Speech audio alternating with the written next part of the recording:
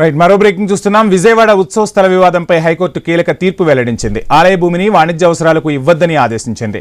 వ్యవసాయేతర అవసరాలకు దేవాదాయ భూమి ఇవ్వద్దని చెప్పింది. భూమిలో పోసిన గ్రావెల్, కంకరను వెంటనే తొలగించాలని ఆదేశించింది. భూములను యథాస్థితికి తీసుకురావాలని చెప్పింది. దీనిపై మధ్యంతర ఉత్తర్వులు జారీ చేసింది.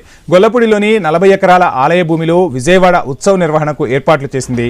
దీనిపై సవాల్ చేస్తూ దాఖలైన పిటిషన్పై హైకోర్టు తీర్పిచ్చింది. కౌంటర్ దాఖలు చేయాలని ప్రతివాదులను ఆదేశించింది.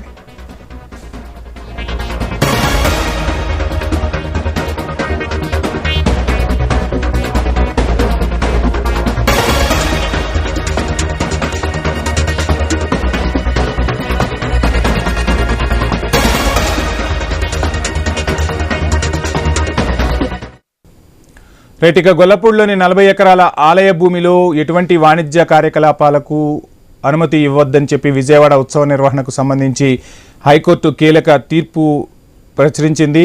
ఇదే అంశానికి సంబంధించి డీటెయిల్స్ అందించేందుకు మా ప్రతినిధి హరీష్ సిద్ధంగా ఉన్నారు. హరీష్, వంశీ, ఈ కోర్టుకు సంబంధించి ఇచ్చినటువంటి ఆదేశాలు ప్రధానంగా ఇటీవల కాలంలో విజయవాడ ఉత్సవ పేరుతో పెద్ద ఎత్తున కార్యక్రమాన్ని నిర్వహించేందుకు రాష్ట్ర ప్రభుత్వం చర్యలు చేపట్టింది. అయితే దీనికి సంబంధించి విజయవాడ ఉత్సవ స్థల వివాదానికి సంబంధించి హైకోర్టు తీసుకున్నటువంటి కీలకమైనటువంటి నిర్ణయం ఆలయ భూమిని వాణిజ్య అవసరాలకు ఇచ్చేటువంటి అవకాశం ఉండకూడదు అనేటువంటి ఒక అభిప్రాయం హైకోర్టు నుంచి వచ్చినటువంటి సిచ్యువేషన్ ఉంది. వ్యవసాయేతర అవసరాలకు దేవాదాయ భూమిని ఇవ్వద్దని కూడా కోర్టు ఆదేశాలు జారీ చేసింది. భూమిలో పోసినటువంటి ఇప్పటికే ఉత్సవ నిర్వహణకు సంబంధించి ఇప్పటికే ఏర్పాటు చేసినటువంటి ఏర్పాట్లతో పాటుగా భూమిలో ఉన్నటువంటి గ్రావెల్, అదేవిధంగా ఇతర కంకర సామాగ్రిని నిర్మాణానికి అవసరమైనటువంటి సామాగ్రి ఏదైతే ఉందో దాన్ని వెంటనే తొలగించాలని కూడా ఆదేశాలు జారీ చేశారు. విజయవాడ శివారులో ఉన్నటువంటి 40 ఎకరాల ఆలయ భూమిలో ఇటీవల విజయవాడ ఉత్సవ నిర్వహణకు సంబంధించి ఏర్పాట్లు చేశారు. ఈ వ్యవహారం పైన రాజకీయపరమైనటువంటి దుమారం చెలరేగినటువంటి నేపథ్యంలో విజయవాడ ఉత్సవ పేరుతో జరుగుతున్నటువంటి